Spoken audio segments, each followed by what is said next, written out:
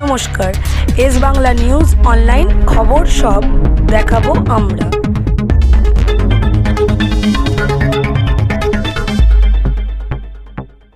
প্রার্থী এতদিন বাবাকে দেখেছো সাথে ইলেকশনে লড়তে, তার সাথে নিজে প্রার্থী হয়ে কেমন লাগছে? খুবই ভালো লাগছে যে আমাদের জননেত্রী মমতা বন্দ্যোপাধ্যায় এবং সর্বভারতীয় সাধারণ সম্পাদক অভিষেক বন্দ্যোপাধ্যায় আমাকে এই দায়িত্বটা দিয়েছেন এবং আমাকে যোগ্য মনে করেছেন যে এই ইলেকটোরাল পলিটিক্সে ওনাদের প্রতিনিধিত্ব করার জন্য। উনি আগেও আমি ওনার স্নেহধন্য ছিলাম। হাইকোর্টে উনি 2011 থেকে এই দায়িত্বটা দিয়েছেন সরকারের হয়ে লড়ার জন্য। এখন উনি মনে করেছেন যে এই যুদ্ধক্ষেত্রটা চেঞ্জ করার এখন মাঠে পাঠিয়েছেন। মাঠেও লড়বো, হাইকোর্টেও লড়েছি, এখানেও লড়বো। সেক্ষেত্রে যেহেতু বাবা আছে এখানেই লোকসভায়, সেক্ষেত্রে কি কিছুটা হলেও আপনি এগিয়ে আছেন? প্রচুর অ্যাডভান্টেজ। বাবার মতো মানে কল্যাণ বন্দ্যোপাধ্যায়ের মতো একটা অভিজ্ঞ পলিটিশিয়ান, অভিজ্ঞ আইনজীবী, আমি ওনার অভিজ্ঞতা থেকে শিখে আইনজীবী হিসেবে অন্য মানের হতে পেরেছি এবং আমার মনে হয় যে ওনার অভিজ্ঞতা থেকে শিখে আমি রাজনীতিতেও অনেক অনেক বেটার পারফর্ম করতে পারবো। ক্ষেত্রে বিরোধীরা বলছে ফ্যামিলিগতভাবে পলিটিক্স করছে তৃণমূল, বিজেপি সেটা করে না, বা সিপিএমও কিছু ক্ষেত্রে করে না, এটাই নিয়ে ওরা প্রচারে নামছে। দেখুন, এটা বিজেপি সিপিএম এর ব্যাপার নয়। এটা আমাদের এরকম তো কোনো আইন নেই যে ডাক্তারের ছেলে ডাক্তার হতে পারবে না, উকিলের ছেলে উকিল হতে পারবে না, চাষির ছেলে চাষি হতে পারবে না, জার্নালিস্টের ছেলে জার্নালিস্ট হতে পারবে না, রিপোর্টারের ছেলে রিপোর্টার হতে পারবে না। প্রথম প্রশ্নটা হচ্ছে যোগ্যতা। যে যেই মানুষটা যে কাজে ঢুকছে সেই কাজের যোগ্যতা নিয়ে কাজ করছে কি কাজ করছে না। এবং সেই জায়গাতে আমি এইটুকু বলতে পারি যে শুধু আমার বাবা রাজনীতিতে আছে বলে আমি রাজনীতি করতে পারবো না, সেটা আমার মনে হয় সেই মানসিকতাটা ঠিক নয়। আমি 2005 থেকে 2011 ছাত্র রাজনীতি করেছি এমন সময় যখন সিপিএম সরকারে আমাদের কলেজে ইলেকশন করতে দিত না।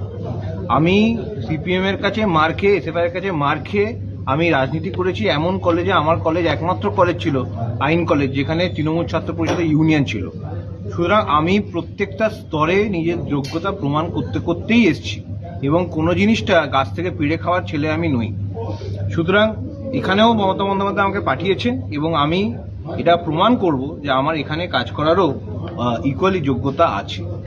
সেখানে এই ক্ষেত্রে বহিরাগত বারবার দেখা যাচ্ছে উত্তরপাড়া কেন্দ্রে বহিরাগত, এই নিয়েও বিরোধীরা একটা প্রশ্ন তুলছে, কেন বারবার বহিরাগত? উত্তরপাড়ার কি গোষ্ঠীদ্বন্দ্বের জন্য কি বহিরাগত প্রার্থী বলছে? কি বহিরাগত? এখানে তৃণমূলের প্রার্থী, এখানে বহিরাগত নয়।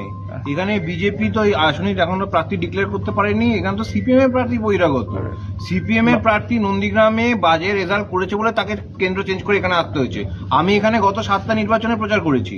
আমি এখানে 2009 থেকে প্রচার করছি। তাছাড়া বাবাও তো আমি এখানে অনুষ্ঠানে, আমি এখানে নানা পুজোতে, আমি এখানে নানান উৎসবের সঙ্গে উত্তরপাড়ার মানুষের সঙ্গে জড়িয়ে আছি।